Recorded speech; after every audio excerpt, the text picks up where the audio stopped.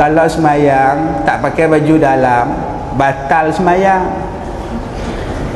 Saya tanya pula kenapa batal. Dia kata pergerakan lebih 3 kali.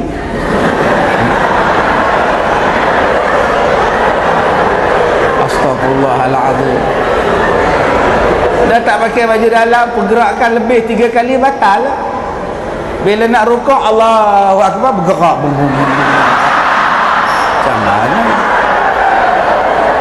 Soal lagi bergerak, Sami Allah, bergerak lagi lah, ya Allah.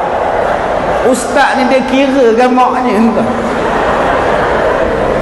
Saya kata tak batal lah kak. Oi, nak batal apa? Tu yang makcik takut kan. Kami malas nak pakai tua. Tak batal. Ya Allah, ini usah kau orang perempuan buat apa?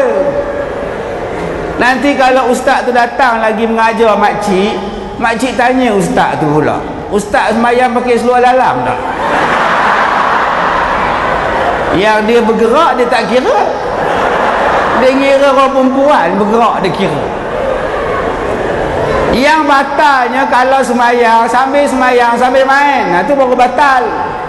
Duk sembahyang duk main, Allahu Akbar, alhamdulillah, itu baru batal. Tak ada hoja nak main. Jadi janganlah menyusahkan orang perempuan. Dah lah perempuan sebenarnya susah.